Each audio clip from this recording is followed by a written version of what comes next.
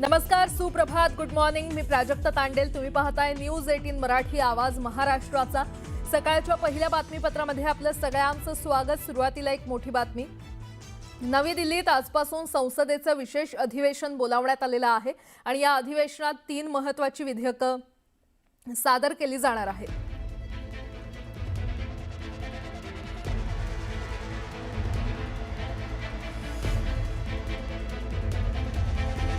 या विशेष अधिवेशनात देशाच्या निवडणूक रचनेत मोठे बदल केले जाणार असल्याची माहिती मिळते. लोकसभेतील सदस्य संख्या 850 पर्यंत वाढवण्याचा प्रस्ताव आहे. त्यासोबत महिला आरक्षणासंदर्भातलं नारी शक्ती वंदन अधिनियमाच्या अंमलबजावणीबाबत देखील महत्त्वाचा निर्णय होणार असल्याची माहिती मिळते. विशेष म्हणजे सूत्रांनी दिलेल्या माहितीनुसार महिला आरक्षण विधेयकावर पंतप्रधान नरेंद्र मोदी आज लोकसभेत संबोधित करणार आहेत. ऐतिहासिक महिला आरक्षण विधेयकावर ते सविस्तर माहिती देणार आहेत आणि लोकसभेत या विधेयकासाठी 18 तासांचा वेळ निश्चित करण्यात आल्याची माहिती मिळते.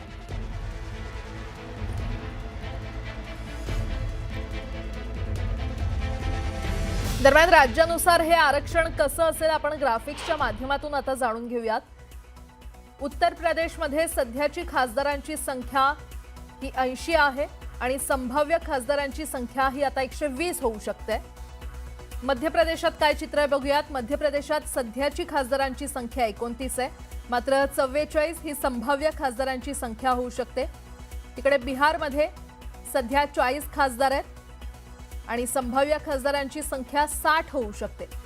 महाराष्ट्रात आपल्या राज्यात काय चित्र आहे तर आपल्या राज्यात 48 खासदार आहेत आणि संभाव्य खासदारांची संख्या आहे 72.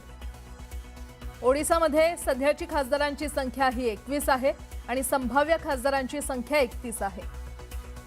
तिकडे गुजरातमध्ये सध्याची खासदारांची संख्या 26 आहे आणि संभाव्य खासदारांची संख्या ही 39 पर्यंत जाऊ शकते. आंध्र प्रदेशमध्ये सध्या 25 खासदार आहेत आणि तो आकडा 37 वर जाऊ शकतो. पश्चिम बंगालमध्ये सध्याची खासदारांची संख्या 42 आहे तर संभाव्य खासदार 63. तेलंगणामध्ये सध्या 17 खासदार आहेत, 25 खासदारांपर्यंत संख्या जाऊ शकते. कर्नाटकमध्ये सध्या 28 खासदार आहेत आणि संभाव्य खासदारांची संख्या 42 वर जाऊ शकते. तामिळनाडूमध्ये सध्याची खासदारांची संख्या ही 39 आहे तर संभाव्य खासदारांची संख्या 59 आहे. केरळमध्ये सध्या 20 खासदार आहेत आणि 30 खासदारांची संख्या वाढू शकते.